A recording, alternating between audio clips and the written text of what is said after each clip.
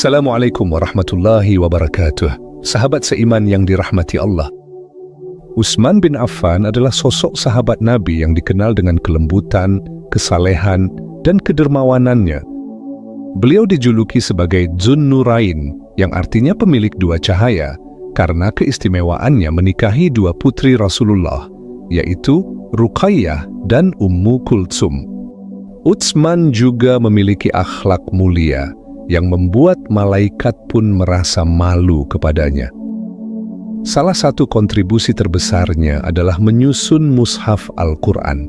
Tujuannya jelas, yaitu untuk memastikan agar umat Islam di seluruh dunia dapat membaca Al-Quran dengan bacaan yang seragam. Kepribadiannya yang luhur dan warisannya yang abadi menjadikan Utsman bin Affan sebagai inspirasi bagi generasi Muslim sampai dengan saat ini. Di video ini, kita akan mengisahkan perjalanan luar biasa dari Utsman bin Affan, mulai dari masa jahiliyah hingga beliau memeluk Islam, serta bagaimana peran beliau setelah menjadi Muslim. Oleh karena itu, mari kita simak videonya sampai selesai, agar kita bisa mengambil hikmah dari kisah Utsman bin Affan.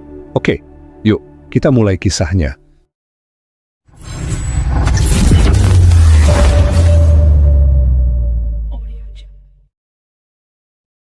Utsman bin Affan lahir pada tahun 567 Masehi, tepatnya 6 tahun setelah tahun gajah.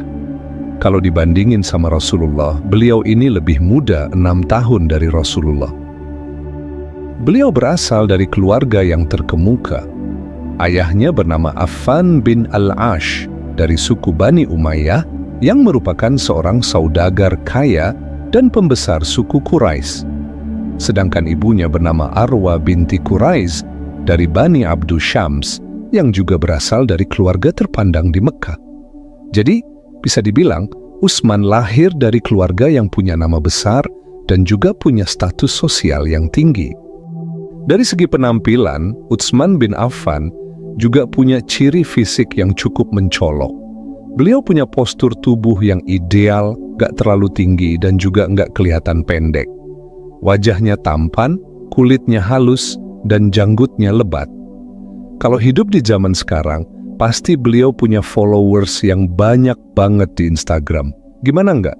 Beliau kaya, wajahnya tampan, akhlaknya juga baik banget. Pasti banyaklah pengikut beliau. Sejak kecil, Utsman bin Affan sudah dibekali dengan pendidikan yang sangat baik. Bahkan beliau menjadi salah satu dari 22 orang di Mekah yang tahu cara menulis dengan baik. Berkat kemampuan literasi inilah, Rasulullah memilih beliau sebagai salah satu penulis Al-Quran ketika wahyu diturunkan. Meskipun lahir dari keluarga yang tajir melintir dan punya semua privilege duniawi, Utsman gak pernah sombong dengan apa yang dia punya. Beliau tetap humble dan suka menolong orang lain. Sederhana, cerdas, jujur, soleh, itulah ciri khasnya. Beliau tumbuh dengan akhlak yang mulia dan perangai yang baik.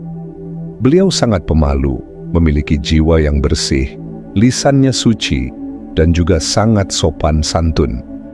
Di tengah lingkungan Quraisy yang hobi mabuk-mabukan dan doyan menyembah berhala, Utsman justru nggak pernah ngelakuin itu. Beliau nggak pernah mabuk-mabukan, nggak pernah berzina, dan nggak pernah menyembah berhala, apalagi sampai ngebunuh orang lain. Itu bukan Utsman banget. Utsman ini 11-12 lah kayak Abu Bakar di masa jahiliyah. Mereka berdua udah menjauhi hal yang dilarang itu sebelum Islam datang. Keren banget kan?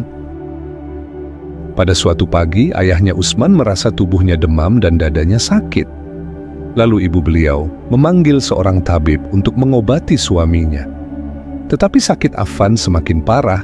Affan merasa kalau ajalnya sudah semakin dekat. Lalu Affan berpesan kepada istrinya Arwa, "Wahai istriku, seandainya aku meninggal dunia, maka seluruh harta yang aku tinggalkan akan jadi milikmu. Kalau anak-anak kita, Utsman dan Aminah, sudah dewasa, berikan separuh harta itu kepada mereka." Arwa berjanji akan melaksanakan wasiat suaminya itu. Tidak lama kemudian, ayahnya Utsman meninggal dunia dengan meninggalkan warisan yang sangat banyak. Nah, warisan inilah yang nantinya menjadi modal Utsman untuk memulai perdagangannya. Setelah ayahnya meninggal, ibu Utsman yang bernama Arwa menikah dengan seorang pria yang bernama Uqbah bin Mu'aid. Ternyata Uqbah ini sangat boros. Dia doyan berjudi, suka mabuk-mabukan, dan suka berfoya-foya. Akhirnya harta yang ditinggalkan oleh ayahnya Utsman perlahan mulai habis. Utsman terpaksa bekerja sendiri untuk menyambung hidupnya. Begitu pula adiknya, Aminah, yang terpaksa bekerja sebagai tukang sikat. Pada suatu hari, orang-orang dari Bani Umayyah berkumpul untuk melakukan persiapan dalam memilih pemimpin baru Quraisy. Aku berharap banyak orang dari Bani Umayyah yang akan terpilih dalam pemilihan ini, kata Harb ayahnya Abu Sufyan. Aku juga berharap demikian. Aku yakin Marwan anakku akan terpilih, jawab Al-Hakam, pamannya Utsman. Bagaimana dengan Utsman bin Affan? Apakah dia punya peluang? Tanya Al-Hakam. Dia tidak layak jadi pemimpin, jawab ayah Abu Sufyan. Emangnya kenapa? Tanya Al-Hakam. Dia nggak taat sama agama nenek moyang. Dia nggak mau menyembah berhala.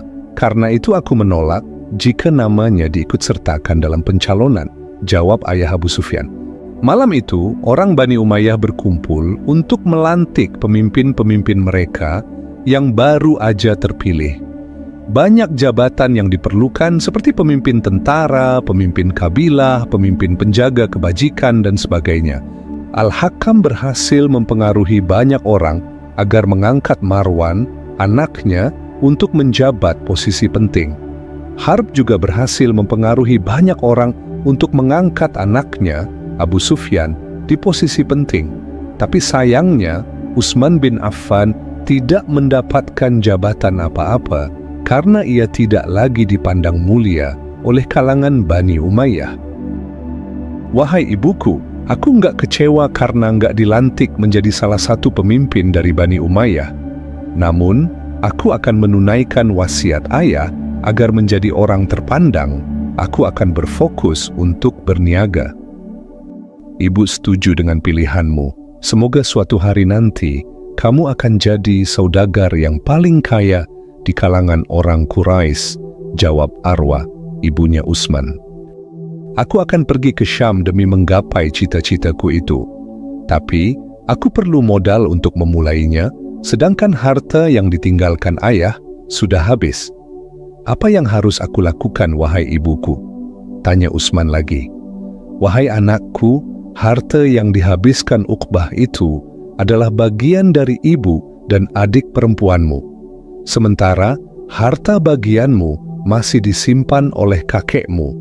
Pergilah kepadanya kalau kau mau mengambilnya, jawab Arwa. Utsman bin Affan merasa sangat senang waktu mendengar apa yang disampaikan oleh ibunya.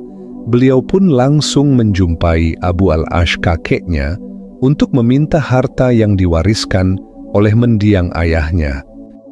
Ketika sampai di tempat kakeknya, Utsman pun membicarakan apa yang udah disampaikan ibunya tadi kepada Al-Ash.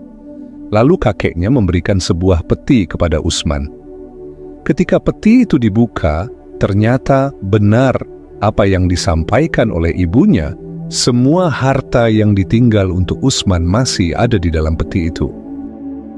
Mulai dari hari itu, Utsman mulai merintis bisnisnya demi mewujudkan wasiat ayahnya dan menggapai apa yang sudah dia cita-citakan. Utsman gak main-main dalam hal ini. Beliau sering banget keluar kota buat berdagang. Rutenya juga jauh, bisa sampai ke Syam dan juga ke Habasyah. Karena sering keluar kota, maka jaringan dan relasinya juga ada di mana-mana.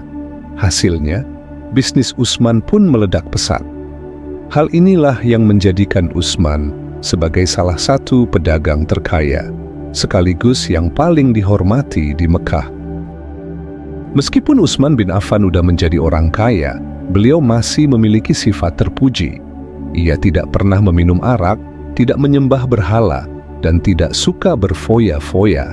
Dalam menggeluti dunia bisnis, Utsman bin Affan menjadi sahabat dari Abu Bakar As-Siddiq. Karena keduanya sama-sama mahir dalam berbisnis. Bisa dibilang, Utsman dan Abu Bakar sahabat yang sering tukar pikiran soal bisnis. Keduanya juga punya reputasi yang sangat baik, bukan cuma terkenal karena kaya, tapi mereka juga dikenal sebagai orang yang sangat jujur dan dapat dipercaya. Karena kedekatan inilah yang akhirnya membuat Utsman memeluk Islam berkat ajakan Abu Bakar. Nah, kalau cari teman itu kayak gini guys, sukses bareng di dunia dan juga sukses bareng di akhirat. Jangan cari teman yang suka pinjam dulu 100, nanti bisa buat silaturahmi putus. Parah banget kan? Oke, yuk kita lanjut ke detik-detik masuk Islamnya Utsman bin Affan. Ceritanya dimulai saat Utsman ingin berangkat ke Syam. Saat itu beliau mengajak Abu Bakar untuk pergi berdagang bersama.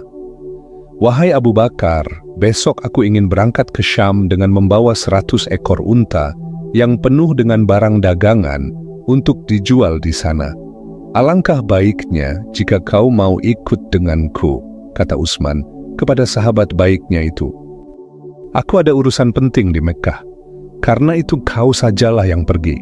Aku yakin engkau pasti bisa mendapatkan keuntungan yang banyak," jawab Abu Bakar. "Boleh aku tahu apa urusan penting itu? Biasanya engkau tidak pernah menolak kalau aku ajak berdagang ke Syam," tanya Utsman dengan penuh penasaran. Ini ada kaitannya dengan Muhammad bin Abdullah yang digelar Al-Amin. Untuk sekarang aku rahasiakan dulu tentang ini. Nanti kalau kau sudah pulang dari Syam, aku akan kasih tahu, jawab Abu Bakar. Dan keesokan harinya Utsman pun berangkat ke Syam ditemani oleh pembantunya yang bernama Uzair. Ketika sampai di daerah antara Ma'an dan Arzarqa, Utsman merasa ngantuk berat. Akhirnya beliau pun memutuskan untuk istirahat sebentar di sana. Beliau pun berbaring di bawah pohon kurma yang rindang, dan gak lama setelah itu Utsman pun tertidur. Dalam tidurnya, Utsman bermimpi didatangi seorang laki-laki. Lalu laki-laki itu berkata, "Wahai orang yang sedang tidur, bangunlah. Sesungguhnya seorang nabi sudah muncul di Mekah." Utsman pun terbangun setelah mengalami mimpi itu. Ternyata mimpi itu mempengaruhi pikirannya melebihi apapun yang pernah dia mimpikan sebelumnya. Ditambah lagi, beliau sering mendengar dari pendeta Yahudi dan Nasrani yang berkata bahwa akan datang seorang nabi yang membawa kebenaran kepada seluruh umat manusia. Beliau pun memutuskan untuk langsung pulang ke Mekah dan meminta pembantunya Uzair agar melanjutkan perjalanannya ke Syam. "Wahai Uzair, aku akan pulang ke Mekah. Engkau bawalah barang dagangan ini ke Syam. Setelah semuanya terjual nanti, segeralah pulang," perintah Utsman bin Affan. Apa yang membuat Tuan tiba-tiba berubah pikiran? Apakah Tuan sakit atau ada sesuatu yang mencemaskan hati Tuan? Tanya Uzair dengan bingung. Lalu Utsman pun menceritakan mimpinya kepada Uzair. Setelah itu beliau langsung pulang ke Mekah dan Uzair melanjutkan perjalanannya menuju Syam. Akhirnya Utsman pun sampai di Mekah, lalu beliau pun pulang ke rumahnya. Sesampainya di rumah, Utsman disambut oleh bibinya yang bernama Su'da binti Quraiz. Su'da ini terkenal sebagai tukang ramal yang dipercayai di Mekah. Lalu wanita ini membacakan syair kepada Utsman. "Wahai Utsman, sudah datang seorang nabi yang membawa cahaya. Ia diutus dengan membawa ajaran. Didatangkan kepadanya wahyu petunjuk dan kebenaran. Ikutlah dia, niscaya engkau tidak tersesat." "Wahai bibi, apa maksudmu?" tanya Utsman dengan rasa heran. "Wahai Utsman bin Affan, sesungguhnya Muhammad bin Abdullah udah didatangin malaikat Jibril. Dia membawa cahaya kebenaran. Perkataannya mengandung hikmah dan kebaikan. Agama yang dia bawa juga membawa kesejahteraan," jawab Su'da sambil berjalan meninggalkan rumah Utsman. Setelah mendengar kata-kata Su'da, Utsman pun langsung bergerak cepat ke rumah Nabi Muhammad. Tapi sayangnya, Nabi nggak ada di rumah waktu itu. Akhirnya, Utsman memutuskan untuk menjumpai Abu Bakar di rumahnya. Ketika berjumpa dengan Abu Bakar, Utsman menceritakan semua tentang mimpinya. Lalu beliau menyampaikan apa yang udah disampaikan oleh bibinya. Mendengar apa yang disampaikan Utsman, Abu Bakar pun merasa sangat senang. Lalu beliau pun berkata, "Wahai Utsman sahabatku, engkau seorang laki-laki yang penuh semangat dan tidak mudah tergoda oleh kesesatan. Karena itu kau dapat hidayah. Sesungguhnya apa yang kau mimpikan itu benar, dan apa yang disampaikan oleh bibimu juga benar. Muhammad bin Abdullah sudah diangkat menjadi Rasul Allah." Lalu Utsman meminta Abu Bakar untuk membawanya berjumpa dengan Nabi Muhammad. Tapi Abu Bakar memberikan satu syarat, yaitu Utsman nggak boleh diikutin oleh siapapun dan Utsman wajib merahasiakan pertemuannya dengan Nabi. Karena waktu itu Muhammad baru diangkat menjadi Rasul dan juga belum ada perintah untuk menyebarkan Islam secara terang-terangan. Utsman pun setuju dengan syarat yang disampaikan Abu Bakar. Lalu mereka berdua pergi menjumpai Nabi Muhammad. Ketika sampai di rumah Nabi, Nabi Muhammad menyambut Utsman dengan mesra. Lalu beliau pun bersabda, "Wahai Utsman, sambutlah seruan Allah untuk mendapatkan surganya. Sesungguhnya aku adalah utusan Allah yang diutus ke seluruh alam." Wajah Utsman berseri-seri waktu mendengar perkataan Nabi. Kemudian Utsman pun berkata, "Wahai Rasulullah, dengarkanlah pengakuanku ini. Aku mengaku tidak ada Tuhan yang berhak disembah selain Allah, dan Muhammad itu adalah utusan Allah." Dan mulai hari itulah Utsman bin Affan resmi memeluk Islam. Tentu saja keputusan Utsman buat masuk Islam nggak bisa diterima oleh sukunya Bani Umayyah. Karena suku Bani Umayyah ini suku yang sangat menentang ajaran Nabi Muhammad. Akibatnya, Utsman bin Affan pun ngerasain betapa beratnya hidup sebagai Muslim di Mekah saat itu. Bahkan beliau mengalami beberapa siksaan setelah memeluk Islam, terutama dari keluarganya sendiri, yaitu Uqbah dan Al-Hakam. Mereka menyiksa Utsman, bahkan Utsman sempat diikat dan tidak diberi makan dan minum, agar beliau mau murtad dari Islam.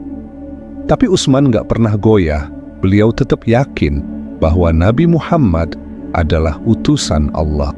Waktu itu keadaan kota Mekah benar-benar nggak kondusif untuk kaum muslimin. Mereka disiksa habis-habisan, bahkan ada yang dibunuh dengan keji. Bahkan Nabi sendiri mendapatkan tekanan mental dari orang kafir Quraisy, dan yang lebih menyakitkan, ketika putri Rasulullah yang bernama Ruqayyah dan Ummu Kalsum diceraikan oleh kedua suaminya yang merupakan anak dari Abu Lahab. Abu Lahab melakukan itu untuk mempermalukan Nabi Muhammad. Tapi di sisi lain, ada aura yang terpancar dari wajah Utsman. Utsman udah lama mengincar Ruqayyah putri Nabi. Tapi apalah daya, Ruqayyah udah lebih dulu dinikahkan dengan Utbah anaknya Abu Lahab sebelum Nabi Muhammad diutus menjadi nabi. Setelah mendengar berita perceraian Ruqayyah, Utsman pun menjumpai Abu Bakar. "Wahai Abu Bakar, aku ingin menjadikan Ruqayyah sebagai istriku. Bagaimana pendapatmu?" "Ruqayyah memang layak menjadi istrimu, meski ia seorang janda. Ia memiliki wajah yang cantik luar biasa," jawab Abu Bakar. "Aku ingin melamar Ruqayyah. Maukah kau menemaniku untuk bertemu dengan Rasulullah?" Abu Bakar pun menemani Utsman untuk melamar Ruqayyah putri Rasulullah. Walaupun banyak wanita yang suka sama Utsman, tapi di mata dan hati Utsman, hanya Ruqayyah wanita yang paling dia sukai. Nggak lama kemudian, Utsman pun menikah dengan Ruqayyah. Mereka pun hidup bahagia sebagai suami istri. Abu Lahab dan anak-anaknya semakin marah kepada Nabi Muhammad. Mereka pun merancang strategi untuk menghukum para pengikut Nabi Muhammad. Mereka memboikot semua hubungan dengan orang-orang yang udah memeluk Islam. Orang-orang kafir Quraisy mulai menekan mental kaum muslimin. Mereka nggak membolehkan kaumnya untuk bertegur sapa, nggak boleh melakukan perniagaan dan pernikahan dengan kaum muslimin. Akhirnya, Rasulullah menyuruh para sahabat untuk berhijrah ke Habasyah. Utsman dan keluarganya juga turut hijrah ke Habasyah. Tapi nggak lama kemudian Utsman dan keluarganya pun kembali ke Mekah, karena beliau rindu dengan Rasulullah. Dan saat itu pula, mereka mendapatkan kabar bahwa Hamzah dan Umar bin Khattab udah memeluk Islam. Sejak saat itu, Utsman selalu mendampingi Rasulullah, dan beliau udah nggak peduli lagi dengan tindakan orang kafir Quraisy kepadanya. Sampai akhirnya Rasulullah memerintahkan para sahabat untuk hijrah ke Madinah, dan Utsman pun menurutinya. Ternyata hijrahnya Utsman membuat Al-Hakam sangat bahagia. Karena Al-Hakam bisa mengambil semua harta yang ditinggalkan Utsman, termasuk kebun kurma, rumah-rumah kedai, dan hewan ternak bisa dia miliki. Sesampainya di Madinah, Utsman dan keluarganya disambut oleh Yasir. "Wahai Utsman bin Affan, selamat datang di Yasrib. Aku menyambut kedatanganmu." Yasir memasang wajah ceria ketika menyambut Utsman. "Aku sangat bahagia karena udah sampai dengan selamat di Yasrib. Kami ingin memulai kehidupan yang baru di sini," balas Utsman. "Utsman, alangkah bahagianya kami jika engkau mau menjadi keluarga angkat kami. Tapi rumah kami sangat sederhana, sedangkan kau adalah orang paling kaya di Mekah," kata Yasir sambil menawarkan Utsman untuk tinggal di rumahnya. "Wahai Yasir, semua harta kekayaanku udah aku tinggalkan di Mekah. Tapi aku nggak menyesal karena iman lebih berharga dari semua harta yang kutinggalkan. Dengan izin Allah, harta itu akan kembali seperti semula," ucap Utsman. Akhirnya, Utsman dan keluarganya pun memutuskan untuk tinggal di rumah Yasir. Beliau membantu Yasir dengan bekerja di kebun untuk memenuhi kebutuhan keluarganya. Karena itulah, Yasir tidak terbebani sama sekali waktu Utsman tinggal di rumahnya. Suatu hari, Madinah dikunjungi oleh seorang saudagar kaya dari Syam. Dia membawa 100 ekor unta dan lengkap dengan barang dagangan. Penduduk Madinah mengerumuni saudagar kaya itu untuk membeli barang dagangannya. Tapi yang anehnya, si saudagar kaya ini nggak mau menjual barang dagangannya itu. "Aku bukan saudagar kaya, aku hanya orang suruhan, dan barang-barang ini semuanya milik tuanku yang bernama Utsman bin Affan. Kabarnya dia udah hijrah ke kota ini. Tunjukkan kepadaku di mana rumahnya," kata lelaki itu. Lalu salah satu dari penduduk Madinah menunjukkan arah rumah Yasir. Kebetulan Utsman dan Yasir ada di rumahnya. Mereka baru saja pulang dari kebun kurma. Sesampainya di sana, laki-laki ini bertanya kepada Utsman, "Apakah Tuan udah nggak kenal dengan saya?" Utsman terdiam sambil memandang wajah laki-laki itu. Utsman seperti nggak percaya dengan apa yang dia lihat. "Apakah kau Uzair?" tanya Utsman bin Affan. "Benar Tuan, aku Uzair pembantumu." Lalu Uzair menceritakan semua barang dagangan yang dibawanya ke negeri Syam. Semuanya laku keras, serta mendapatkan keuntungan yang sangat banyak. Lalu dia membeli barang-barang di Syam untuk dijual di Mekah. Tapi, waktu dia sampai di Mekah, Utsman udah nggak ada di sana karena udah hijrah ke Madinah. Lalu Uzair pun membawa barang dagangan itu ke Madinah. "Apakah orang Quraisy tidak merampas barang-barang dagangan yang kau bawa?" tanya Utsman bin Affan. "Mereka tidak mengenali saya, mungkin karena saya memakai pakaian yang mahal dan bukan pakaian orang suruhan. Waktu mereka bertanya ke saya jawab kalau saya datang dari Syam. Jadi mereka nggak berani mengganggu saya. Sekarang saya serahkan semua barang dagangan ini kepada Tuan, jawab Uzair. Karena saking terharunya, Utsman pun memerdekakan Uzair dan membebaskannya kemanapun dia mau pergi. Tapi Uzair memohon agar tetap tinggal dan membantu Utsman. Akhirnya Utsman pun dengan senang hati menerima permintaan Uzair. Beliau meminta Uzair untuk berdagang seperti sebelumnya. Bisnis dagangnya pun semakin berkembang pesat. Singkat cerita, Utsman mulai membangun rumah sendiri di Madinah. Dan Yasir pun juga ikut membantu Utsman dalam mengembangkan bisnisnya itu.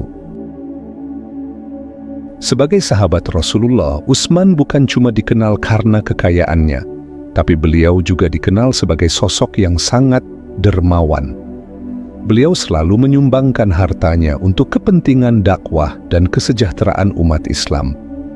Salah satu kisah paling terkenal tentang kedermawanan Utsman adalah waktu Perang Tabuk. Ceritanya, waktu itu Rasulullah sedang mempersiapkan pasukan untuk menghadapi pasukan Romawi dengan jumlah yang sangat besar. Pasukan muslimin yang akan berangkat berjumlah 30.000 orang. Tapi masalahnya, banyak dari pasukan muslimin yang nggak punya perlengkapan untuk berperang, seperti kuda, unta, baju perang, perisai, dan lain sebagainya.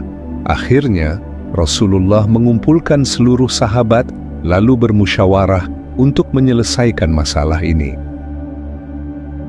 Kemudian, Rasulullah menyerukan bantuan dan sumbangan jihad kepada para sahabat untuk keperluan tersebut.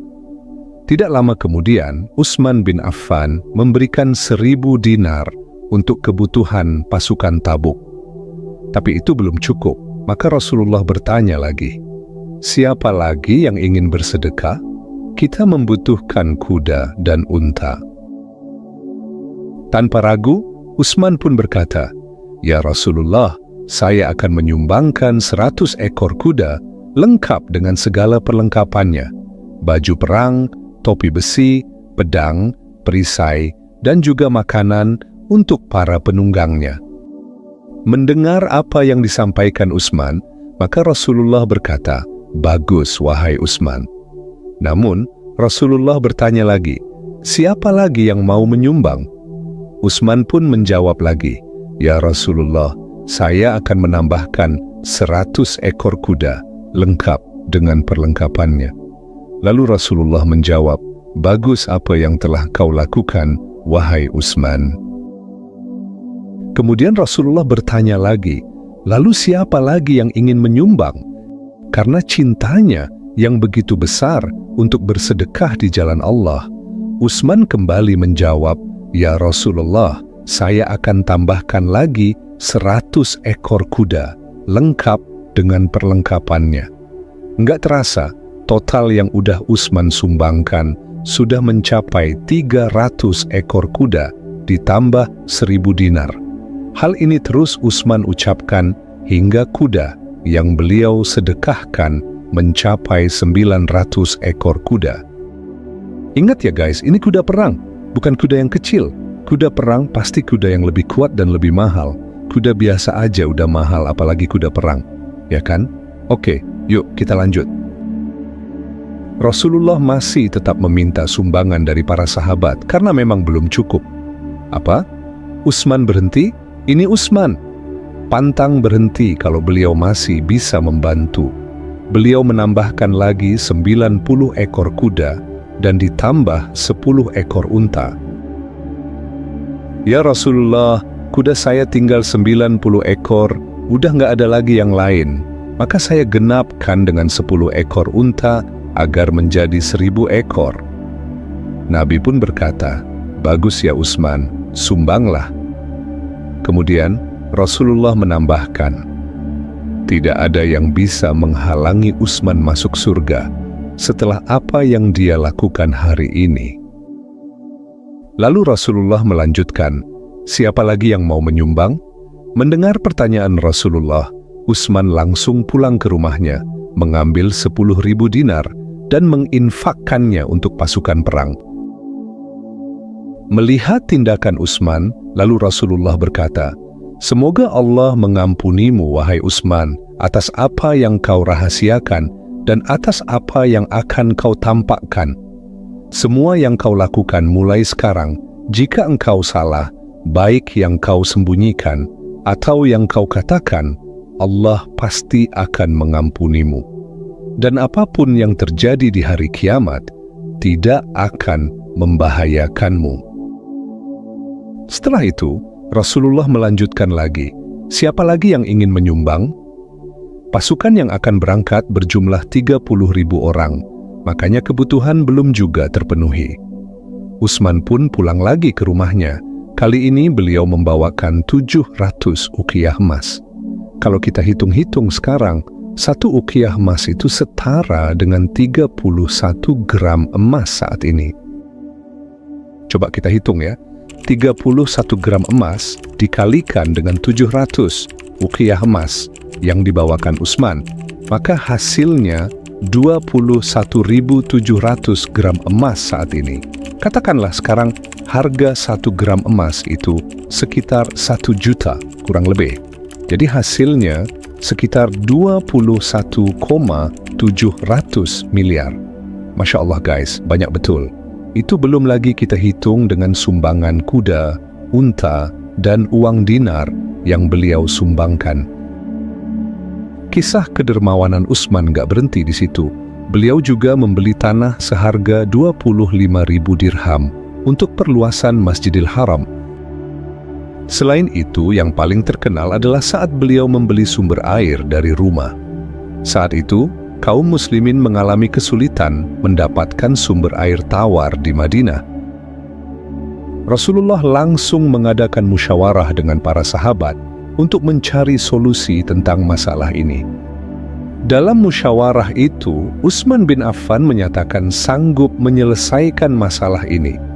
Utsman mendatangi seorang lelaki Yahudi yang ada di sana untuk membeli kolamnya. Kebetulan Yahudi ini punya 2 buah kolam, jadi Utsman berpikir, setidaknya beliau bisa membeli salah satu dari kolam itu. Karena Yahudi ini tahu kalau yang datang ini adalah orang Islam, Yahudi ini nggak mau menjual kolam itu dengan harga yang murah. Utsman pun mulai melakukan negosiasi dengan si Yahudi. Bahkan Utsman bilang, kalau dia sanggup beli kolam itu berapapun harganya, yang penting kami bisa mendapatkan air bersih. Tapi si Yahudi tetap nggak mau menjual kolamnya. Setelah negosiasi yang panjang, akhirnya si Yahudi ini memutuskan untuk menyewakan saja kolamnya. Tujuan Yahudi ini agar dia bisa dapat keuntungan yang lebih besar. Kalian tahu berapa harga sewa kolam itu? Harganya 12.000 dirham. Kalau kita ibaratkan sekarang ya, 1 dirham aja kurang lebih kalau dirupiahkan sekitar 4.500 rupiah. Sekarang coba kalikan 12.000 dirham, kurang lebih hasilnya 54 juta. Kan kurang asam Yahudi ini. Karena harganya yang sangat mahal, Yasir yang sedang menemani Utsman pun membantah harga yang diminta sama si Yahudi itu. Menurut Yasir, harga itu terlalu mahal dan nggak masuk akal. Masak untuk menyewa sebuah kolam aja harganya segitu. Lalu si Yahudi ini pun mencoba meyakinkan Yasir dan Utsman. Kalau nggak sanggup ya nggak apa-apa, tapi percayalah, nggak ada orang lain yang mau menjual kolamnya untuk kalian, karena sekarang lagi musim kemarau. Karena memikirkan nasib kaum muslimin, akhirnya Utsman pun menyanggupi apa yang diminta oleh si Yahudi itu. Beliau mau menyewa kolam itu dengan harga 12.000 dirham. Tapi si Yahudi memberi syarat, kolam itu hanya boleh digunakan 2 hari sekali, nggak boleh tiap hari. Yasir yang mendengar itu tambah emosi, tapi Utsman menenangkan Yasir, lalu menyepakati apa yang disampaikan Yahudi, dan Utsman pun membayar kepada Yahudi itu. Lalu mereka berdua pulang dari tempat si Yahudi dan menyampaikan kepada kaum muslimin untuk mengambil air dari kolam Yahudi itu. Ambillah air dari kolam Yahudi itu untuk kalian simpan di rumah, karena kita hanya boleh mengambilnya 2 hari sekali, pesan Utsman kepada kaum muslimin. Orang-orang Islam pun mulai mendatangi kolam itu dan mengambil airnya. Mereka mengambil airnya dengan jumlah yang banyak untuk mereka simpan. Karena melihat keadaan itu, si Yahudi yang punya kolam mulai merasa kesal. "Wahai Utsman, kau udah melanggar perjanjian kita. Karena engkau udah membiarkan orang-orang mengambil air dari kolam itu," kata lelaki Yahudi itu sambil marah. "Bukankah dalam perjanjian kita kau setuju menyewakan kolam itu kepadaku 2 hari sekali? Kan nggak ada dalam perjanjian kalau orang-orang nggak boleh ambil air dari kolam itu. Aku sebagai penyewa berhak membolehkan siapapun untuk mengambil airnya," ucap Utsman. "Memang benar, tapi aku nggak setuju. Aku mau perjanjian ini dibatalkan," gugat Yahudi itu. "Karena kau yang membatalkan perjanjian, maka kau harus mengembalikan 12.000 dirham kepadaku. Kalau kau nggak mau, maka aku akan melaporkan masalah ini kepada Nabi Muhammad, biar beliau yang menjadi hakim untuk menyelesaikan masalah ini," gugat Utsman. Mendengar perkataan Utsman, si lelaki Yahudi mulai takut. Karena waktu itu yang memimpin Madinah adalah Nabi Muhammad. Akhirnya, dia pun mau mengalah dengan alasan uang yang dia terima dari Utsman udah dia gunakan. "Kalau engkau merasa rugi, jual aja kolam itu kepadaku. Berapa kira-kira harganya? Aku akan membayarnya," kata Utsman. Setelah berpikir panjang, si Yahudi pun mau menjual kolamnya dengan harga 35.000 dirham. Utsman pun sepakat dengan harga itu dan beliau membelinya dari si Yahudi. Dengan demikian, sumur itu sepenuhnya menjadi milik Utsman. Lalu beliau mewakafkannya kepada umat Islam sehingga mereka bisa mengambil airnya kapan saja mereka butuh. Dan fun fact-nya, sumur itu masih ada sampai sekarang. Karena ikhlasnya Utsman dalam bersedekah, dengan izin Allah, airnya masih tetap bersih sampai sekarang. Selain dikenal sangat dermawan, Utsman juga dikenal sangat pemalu. Saking pemalunya, beliau tidak pernah melihat kemaluannya sendiri. Setiap kali mandi, beliau selalu memadamkan lampu agar tidak melihat tubuhnya sendiri. Suatu ketika Nabi Muhammad berkunjung ke rumah Utsman, Nabi melihat rumah Utsman sangat gelap. Lalu beliau bertanya kepada putrinya, yaitu istri Utsman bin Affan, "Kenapa rumah ini gelap sekali?" Lalu istrinya Utsman menjawab, "Wahai ayahku, Utsman sedang mandi, saking malunya dia memadamkan semua lampu." Dalam riwayat lainnya, suatu ketika Rasulullah sedang berbaring di rumahnya dalam keadaan tersingkap kedua betis beliau. Abu Bakar pun meminta izin untuk menemui Nabi, dan Nabi mengizinkannya masuk, sementara beliau tetap dalam kondisi tersebut. Nggak lama kemudian, Umar pun datang dan meminta izin untuk masuk, dan Nabi pun mengizinkannya masuk, sementara beliau dalam posisi yang sama. Namun ketika Utsman yang datang, beliau langsung duduk dan membenahi pakaiannya, lalu mengizinkan Utsman masuk. Ketika Utsman pulang, Aisyah radhiyallahu anha bertanya kepada Rasulullah, "Kenapa engkau nggak membenahi pakaianmu ketika Abu Bakar dan Umar datang? Tapi begitu Utsman yang datang, engkau langsung duduk dan membenahi pakaianmu." Lalu Rasulullah menjawab, "Tidakkah aku merasa malu kepada seseorang yang malaikat pun merasa malu kepadanya? Begitulah Utsman bin Affan, beliau selalu merasa malu kepada Allah, karena Utsman sadar akan segala kekurangannya dan selalu merasa rendah di hadapan Allah Subhanahu wa Ta'ala. Wallahu alam bisawab. Kalau kamu ngerasa cerita ini menginspirasi atau setidaknya bikin kamu mikir, jangan lupa kasih like, share ke teman-temanmu, dan subscribe biar nggak ketinggalan kisah-kisah inspirasi lainnya. Dan hey, komen di bawah ya, apa pelajaran terbesar yang kamu dapat dari kisah ini? Gue penasaran banget mau dengerin pendapat kalian. Sampai jumpa di cerita seru berikutnya. Stay inspired and spread positivity. Assalamualaikum warahmatullahi wabarakatuh.